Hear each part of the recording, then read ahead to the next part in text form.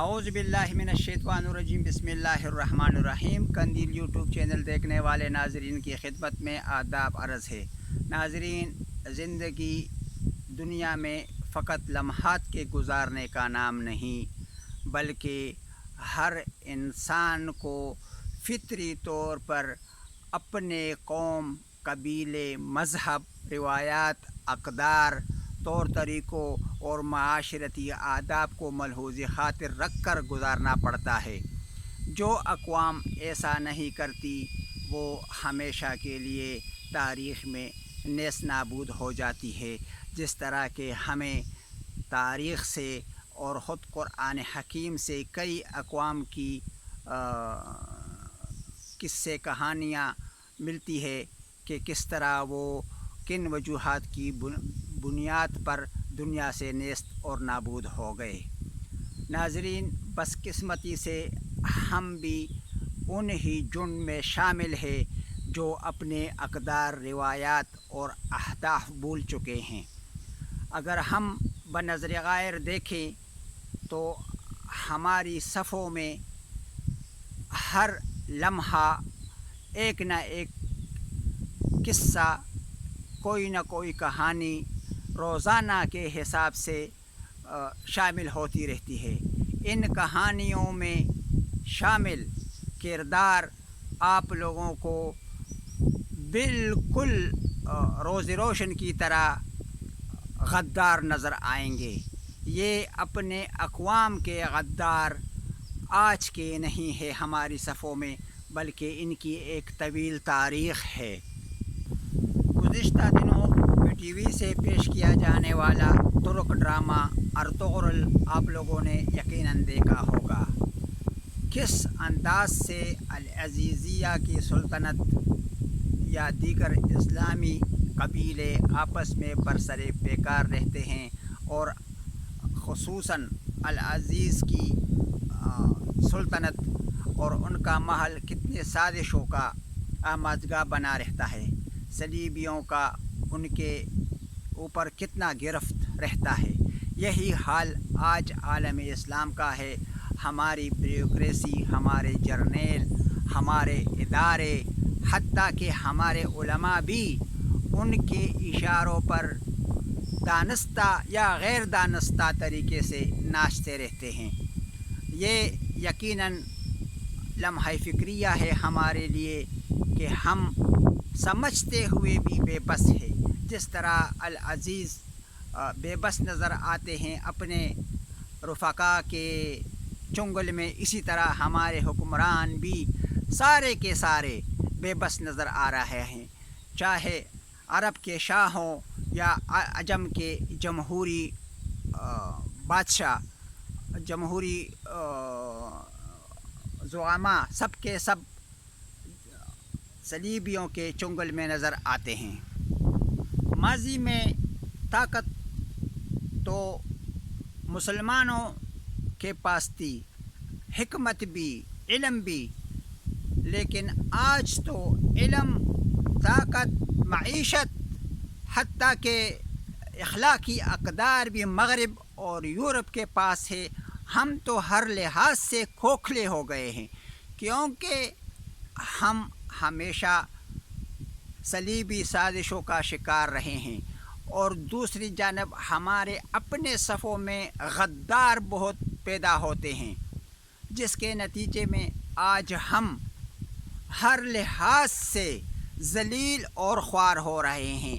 ہمارے اندر مذہبی تفرقے، قومیتی تفرقے، معاشی مسائل، بد اخلاقی کے انتہا، یہ سارے مل جل کر ہمارے معاشرے کو تباہ کیے ہوئے ہیں۔ اب ہمیں جو مسئلہ درپیش ہے وہ یہ ہے کہ ہمارے پاس رہنما نہیں، ہمارے پاس اتفاق، اتحاد اور تنظیم نہیں، ہمارے پاس قومی یکجہتی نہیں، ہمارے پاس اخلاقی اقدار نہیں، ہمارے صفوں میں دراڑیں ہیں، ہمارے زبانوں میں انگارے ہیں۔ یہ سب کس طرح دور ہوں گے؟ ہم سب نے مل کر اس فلسفے پر سوچنا ہے کہ ہم کن نکات کے اوپر تمام قومیں مل کر یکسو ہو سکتے ہیں، جس طرح کہ آپ لوگوں نے دیکھا ارطغرل کا کردار جو کہ خلافت عثمانیہ کا بنیاد بنا۔ یہ ڈرامے، یہ کہانیاں، یہ تاریخ ہمیں بہت کچھ سکھاتی ہے، لیکن یہ ہماری بدقسمتی ہے کہ ہم صرف ڈرامے، کہانیاں یا اخبارات یا موجودہ سیاسی مذہبی رہنماؤں کا کردار دیکھتے ہیں اور اس سے چشم پوشی اختیار کر لیتے ہیں۔ اگر ہم میدان عمل میں نکلے اور ہم نے چشم پوشی ختم کر دی اور ہم نے زبان پر لگے تالے توڑ دیے تو یقیناً وہ وقت دور نہیں کہ ہم قومی اور عالمی سطح پر ایک بلند مقام حاصل کر سکتے ہیں۔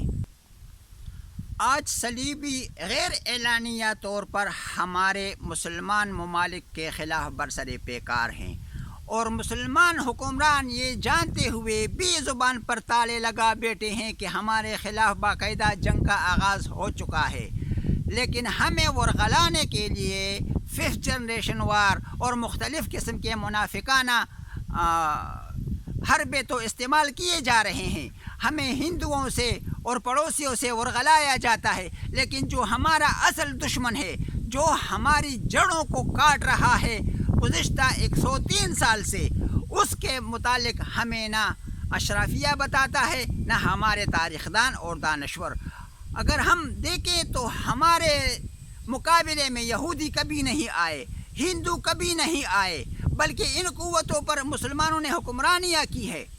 اس کے باوجود کہ صلیبی ہمارے خلاف لڑے ہیں، ہمارے عظمتوں کو تاراج کیا ہے، چاہے وہ قسطنطنیہ ہو، چاہے وہ بغداد ہو، چاہے وہ خلافت عثمانیہ ہو، یا حال ہی کے 30-40 سالہ واقعات جس میں صدام حسین اور لیبیا کو نیست و نابود کیا گیا عرب بہار کے بہانے، اسی طرح عراق کو ایران کے ساتھ لڑایا گیا شیعیت انقلاب کو رکوانے کے لیے، اس طرح سعودی عرب کو یمن کے ساتھ اور دیگر اسلامی ممالک کے ساتھ لڑایا گیا، اس طرح عرب امارات سے اسرائیل تسلیم کر لیا گیا اور دوسروں پر دباؤ ڈالا جا رہا ہے۔ اگر ہم ان تمام لڑیوں کو ملائیں تو ہم پر یہ بات روز روشن کی طرح واضح ہو جاتی ہے کہ ہمارے خلاف طاغوتی قوتیں یہود و نصارہ بالکل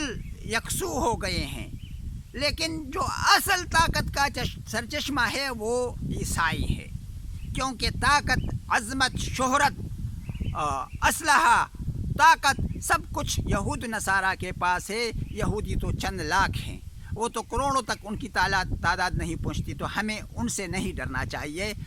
ہمیں بطور امت مسلمہ یکجہتی کا مظاہرہ کرنا چاہیے اور ان قوتوں سے جان چھڑانی چاہیے جو بالکل طاغوتی قوتوں کے اشارے پر ناچتے ہیں۔ ہماری معیشت، ہمارے اخلاق، ہمارے کردار، ہمارے ادارے، ہمارے علماء سب ان کے اشاروں پہ ناچ رہے ہیں۔ جب تک یہ سلسلے ختم نہیں ہوتے ہمارا اپنا امیج برقرار رکھنا بہت مشکل ہے، بلکہ ہم روزانہ دلدل میں دنستے جائیں گے۔ والسلام۔